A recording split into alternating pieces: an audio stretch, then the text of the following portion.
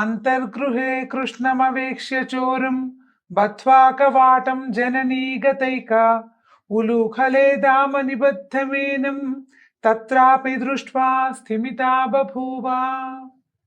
భాగవత కథాసుధలోకి వస్తున్నాం.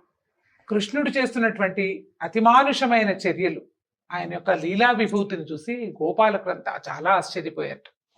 ఈ గోవర్ధనోద్ధరణ లీల పరమాద్భుతమైన లీలగా భావించారు వాళ్ళు. బృందావనంలో అందరూ సమావేశమయ్యారు. ఒకరోజు సమావేశమయ్యి పెద్దవాళ్ళంతా తమలో తాము ఇట్లా చర్చించుకున్నారు. ఈ నందుడి కుమారుడు, ఈ పిల్లవాడు పుట్టిన దగ్గర నుంచి అద్భుతాలే. అసలు కళ్ళు కూడా తెరవల. రోజుల పసికందుగా ఉన్నప్పుడు ఒక మహారాక్షసి పూతనని వధించాడు. అంత పెద్ద పూతన అట శరీరంతో పడిపోతే దాని మీద పడుకుని దొర్లుతున్నాడు తప్పిస్తే పిల్లాడు ఏడ్చింది లేదు, భయపడింది లేదు. అక్కడి నుంచి మొదలుపెట్టి ఒక బండి దగ్గరకు వస్తే బండిని తన్నేశాడు, తృణావర్తుణ్ణి సంహరించాడు, ఇంకా ఎంతమందో పేర్లు. చాలాసార్లు గోపాలుని రక్షిస్తూనే ఉన్నాడు. కాళీయమర్దన లీల హేళగా చేశాడు. గోవర్ధనోద్ధరణ లీల ఇంకా అసలు చెప్పనే వద్దు, పరమాద్భుతమైన లీల. కేవలం చూడబోతే పిల్లాడు చిన్న పిల్లవాడు.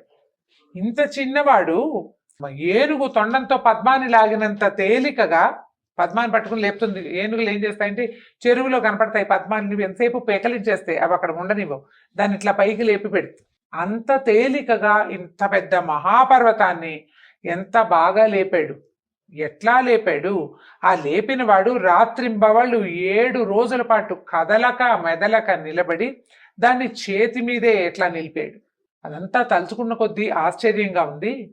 ఏమిటి ఈ లీల, ఈ మాయ ఏమిటి? ఇన్ని రకాల పనులు ఒక్క పిల్లవాడు, చిన్నవాడు, చిలిపివాడు, కొంటివాడు, అల్లరివాడు, దొంగవాడు, ఈ ఇన్ని వాడులతో పాటు మహాద్భుతమైనటువంటి లీలలవాడుగా కూడా ఈ పిల్లవాడు గోచరిస్తున్నాడు. ఎంత అల్లరి చేసేవాడు, అంత అల్లరిలోనూ ఎప్పుడూ నిరంతరము శిష్టరక్షణ కార్యక్రమాన్ని చేస్తూనే ఉన్నాడు.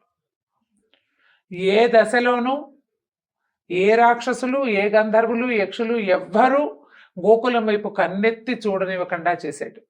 ఓ పాము నోట్లోకి వెళ్ళిన పిల్లల్ని రక్షించటం ఏమిటి ఆశ్చర్యకరంగా లేదు అని వాళ్ళల్లో వాళ్ళే ఈ జరిగిన ఒక్కొక్క రాక్షస సంహారాన్ని, ఆయన చేసిన ఒక్కొక్క లీలని మనసా పదే పదే స్మరించుకుంటూ ఇది గుర్తుందా అది గుర్తుందా అని ఎన్నిటినో స్మరించుకుని ఆశ్చర్యపోతూ ఉన్నారు. అందులో కొంతమంది ఏమని అడిగారంటే, నందా, ఈ పిల్లవాడు చేస్తున్న మానవాతీతమైన పనులు చూస్తుంటే ఇతను నీ పుత్రుడేనా, లేకపోతే ఎవరైనా మహాత్ముడు నీ పుత్రుడి రూపంలో నీ ఇంట వెలిసాడా అని అనుమానం వస్తుంది. ఇలాంటి మహితాత్ముడు అంటే ఇంత గొప్పవాడు, ఇలాంటి పనులు చేయగలిగేవాడు మానవుడిగా పుట్టాలనుకుంటే ఒకవేళ ఏ చక్రవర్తి వంశంలోనో ఏ మహర్షి సంతానంగానో పుడతారని విన్నాం ఇది వరకు. ఎందుకంటే ఇంతకుముందు రామావతార గాథ విన్నాం. ఈ రామావతార గాథ ఆయన ఏం చేశాడు, చక్రవర్తి సంతానంగా పుట్టాడు. సీతాదేవి జనక రాజర్షికి దొరికింది. విశేషంగా లేవు పుట్టుకలు. మరి అంత విశేషమైన జన్మ ఎత్తాల్సింది పోయి ఈయన అడవుల్లో నివసిస్తూ గోపాలనం జీవించేటువంటి మన బోటి సామాన్యుల మధ్య పుట్టాలని ఎందుకు సంకల్పించాడో నాకు తెలియటం లేదు. ఇది ఏమిటి ఈ విశేషం, ఇలా ఎందుకు జరిగి ఉంటుంది అని నందుడిని అడిగారు. అప్పుడు నందుడు ఏం చెప్పాడంటే, గర్గాచార్యుల వారు శ్రీకృష్ణుడి గురించి ఏం చెప్పాడో ఆ మాటలు చెప్పారు. ఈ పిల్లాడు విపరీతమైన కార్యాలు చేస్తాడని, నీకు చాలా పేరు తెస్తాడని చెప్పాడు. అదే ఇది అయి ఉంటుంది. ఇతను సాక్షాత్ భగవంతుడు అవ్వడానికి చాలా అవకాశాలు ఉన్నాయి. ఇంద్రుడు అంతటి వాడిని తిరగొట్టగలిగాడంటే భగవంతుడు కాకపోతే ఎట్లా జరుగుతాయి ఇవి? అంతేగాని ఇతను నా సంతానం కాదేమో, ఎక్కడి నుంచి అయినా వచ్చాడేమో అని నందుడు అనుమానపడలా. తన పిల్లవాడే, తనవాడేవాడు. ఆ పిల్లాడు తన సొంతం, కాకపోతే భగవంతుడు అవుతారు. ఎందుకంటే గర్గాచార్యుల వారు కూడా చెప్పాడు, విశేషమైన కార్యాలు చేస్తారని, మానవాతీతమైన కార్యాలు చేస్తాడు, పిల్లాడు చాలా పేరు వస్తుందని చెప్పాడు. కాబట్టి అదే అయి ఉంటుంది. ఆయన ఇక్కడ పుట్టదలుచుకుని మన ఇంట్లో పుట్టాడు అనుకున్నాను. సరే, అయితే ఇలా రోజులు జరుగుతున్నాయి. వీళ్ళందరికీ ఇతని పట్ల ప్రేమ ఆపేక్షతో పాటు భక్తిభావం పెచ్చు పెరగటం మొదలుపెట్టింది అనమాట గోకులంలో ఉన్న వాళ్ళకి. ఒకసారి ఒక కొన్ని రోజులు గడిచిన తర్వాత ఒక ఏకాదశి తిథిలో అందరూ ఉపవాసాలు ఉన్నారు. ఉపవాసం ఉంటారు ఏకాదశి తిథికి పెద్దలంతా. అయితే నందుడు కూడా ఉపవాసం ఉన్నాడట. శ్రీమన్నారాయణ్ణి మిక్కిలి శ్రద్ధతోటి పూజించుకున్నాడు.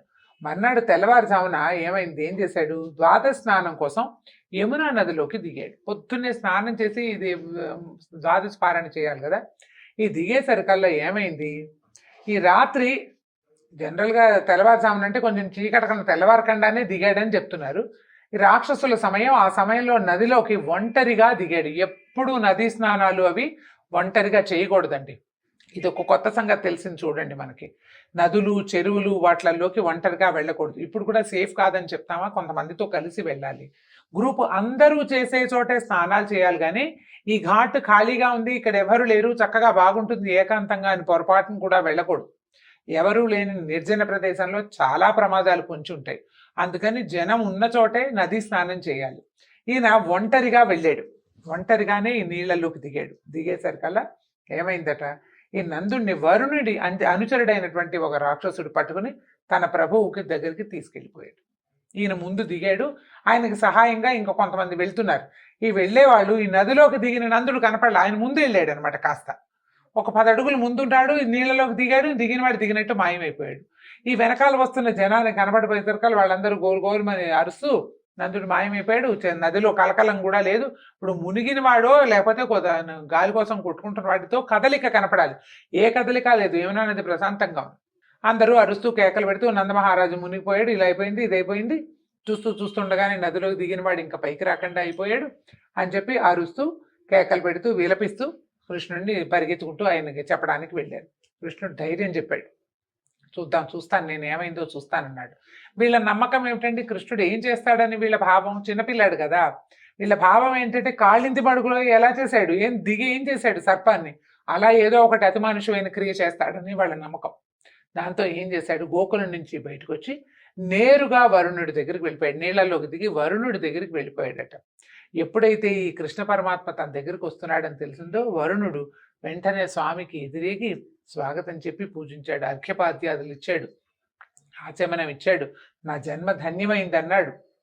సర్వోత్కృష్టమైన సింహాసనం మీద స్వామిని కూర్చోబెట్టి పాదాల దగ్గర కూర్చున్నాడు. స్వామి, నువ్వెందుకు వచ్చావో నాకు తెలుసు, నా సేవకుడు అజ్ఞాని, నందుడు నీ తండ్రిని తెలియక తీసుకొచ్చేశాడు, నా అపరాధాన్ని క్షమించు, నీ తండ్రిని తీసుకెళ్ళు, నన్ను సర్వసాక్షివి, నన్ను అనుగ్రహించమన్నాడు. వరుణుడి అనుచరుడు నందుడిని తీసుకెళ్ళిపోయాడు. భటుడు ఏదైనా ఒక తప్పు చేశాడంటే ఆ తప్పు రాజుది కదా. ఇప్పుడు ఈ భటుడు చేసిన తప్పుకి వరుణుడికి శిక్ష పడుతుంది. అందుకని నువ్వు సర్వసాక్షివి, ఇందులో నా ప్రమేయం లేదని గ్రహించు.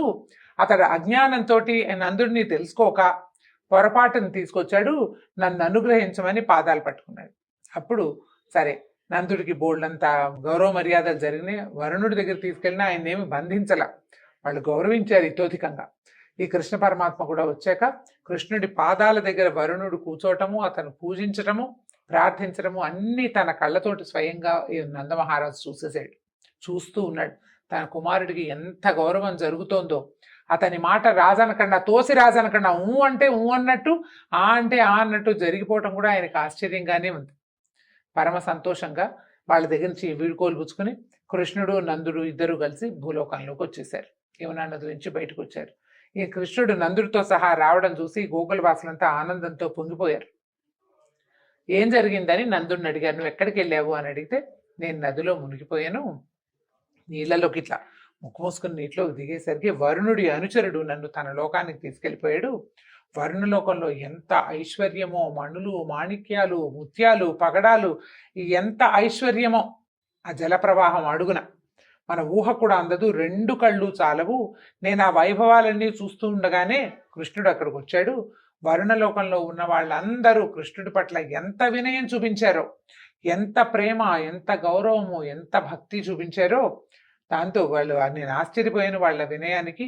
నన్ను కూడా వాళ్ళు ఇబ్బంది ఏం పెట్టలేదు, అన్ని 4 చూశాను నేను. సరే, కృష్ణుడిని వాళ్ళు చాలా గౌరవించారు. తను అడగకుండానే నన్ను ఆయనతోటి పంపించేశారు, కృష్ణుడితోటి పంపేశారు అని చెప్పాడు. వినయంగా నన్ను మమ్మల్ని ఇద్దరిని సాగనంపాడు. చాలా వినయంగా ఉన్నారు. కృష్ణుడి పట్ల వాళ్ళు అసలు ఎంత గౌరవము, ఆదరము, అభిమానము, భక్తులతోటి, భక్తి ప్రపత్తులతోటి ఎట్లా ప్రవర్తిల్లారో అదంతా కళ్ళకు కట్టినట్టుగా ఈ గోకుల వాసులందరికీ చెప్పాడట. గోకుల వాసులకి కృష్ణుడు సామాన్య మానవుడు కాదని, తర్వాత అప్పటికే ఉంది భావం, వాళ్ళకి తెలిసింది ఈయన ఏదో అవతారం ఇట్లా పుట్టాడు అని. అతను సర్వేశ్వరుడు అని కూడా వాళ్ళు తెలుసుకున్నారు. నందుడి మాటలు విన్నాక వాళ్ళు కృష్ణుడు అని వాళ్ళంతా అనుకున్నారు, కృష్ణుడు వైకుంఠాన్ని మాకు కూడా చూపిస్తే బాగుండు, చక్కగా నందుడు వెళ్ళి వరుణలోకం చూసొచ్చాడు. మనకు కూడా ఈ బతుకుండగానే వైకుంఠ లోకాన్ని చూపిస్తే బాగుండని అందరూ చాలా కోరుకున్నారట. ప్రతి వాళ్ళకి కంటితోటి వైకుంఠాన్ని చూసి ఆ వైభవాన్ని జ్ఞాపకం చేసుకోవాలని కోరుకున్నారు. అయితే కృష్ణుడు వాళ్ళ కోరిక తెలుసుకున్నాడు. తెలుసుకుని ఏం చేశాడట, బ్రహ్మకుండం అంటారు, ఈ యమునలోనే ఒక జలాశయం యమునకి ఒక పక్కగా ఉందన్నమాట. అందులోకి తీసుకెళ్ళి మీరందరూ అందులో మునిగండి అని చెప్పాడు. ఈ మునిగారట వాళ్ళు, పెద్దవాళ్ళంతా మునిగేశారు కదా. ఆ మునిగి నీళ్లలో ఉన్నంతసేపు వాళ్ళకి వైకుంఠం కనపడింది. వైకుంఠ దర్శనం చేశారు. అక్కడ సమస్త దేవతలు శ్రీమన్నారాయణ్ణి సేవించడం చూశారు. వేదాలు రూపం దాల్చి స్వరూపాలతోటి, వేదం అంటే పుస్తకంగా కాదు, వేద రూపంతో స్వామిని స్తుతించడం కనపడింది. అట్లా వైకుంఠ వైభవాన్ని ఆశ్చర్యచకితులై అసలు దాంట్లో మమేకం అయిపోయారనమాట. మడుగు నుంచి పైకి వచ్చారు. చాలాసేపటికి ఎప్పటికో వచ్చాక తమ మామూలు పరిసరాలే కనపడ్డాయి. ఒకసారి మునిగి వాళ్ళకి వైకుంఠ దర్శనం చేయించాడు. వాళ్ళ మనసు లోపలి కోరికలని భగవంతుడు తెలుసుకున్నాడు. ఆ గోకులంలో ఒక్కళ్ళని కూడా అసంతృప్తులుగా ఉంచలేదు. ఆయన ఎక్కడ పుట్టాడో, ఎవరి వల్ల పెరిగాడో వాళ్ళందరికీ, ప్రతి వాళ్ళకి మనసులో ఉన్న కోరికల్ని బ్రహ్మాండంగా తీర్చేశాడు. అయితే వీళ్ళందరి కోరికలు తీర్చాడండి. గోపికలు ఈయనే భర్తగా కావాలని కోరుకుని కాత్యాయని వ్రతం చేశారు. వాళ్ళ కోరిక ఎట్లా తీర్చాడు, ఎట్లా వాళ్ళకి ఈయన కృష్ణుడు భర్త అయ్యాడు. కృష్ణుడు భర్త అవుతాడా అండి? భగవంతుడు భర్త అవుతాడా? భగవంతుడు భర్తే, మనని భరించేవాడు భగవంతుడే. కాకపోతే తాత్కాలిక భర్త, శాశ్వత భర్త అని 2 తేడాలు ఉన్నాయి. తాత్కాలిక భర్తలు ఈ జీవితంలో ఇప్పుడు ఈ జన్మల్లో దొరికేవాడు. శాశ్వత భర్త ఎల్లప్పుడూ మనని భరించేవాడు భగవంతుడు. అతడు తాత్కాలికంగా కావాలని కోరుకోవటమే తప్పు. ఒక తెలియని అజ్ఞానంతో గోపికల కోరికని ఆయన ఎట్లా వాళ్ళని సాటిస్ఫై చేశాడు, ఏ రకంగా వాళ్ళకి సంతృప్తి కలిగించాడో తర్వాత కథలో విందాం. రేపు మళ్ళీ కలుసుకుందాం. నమస్కారం.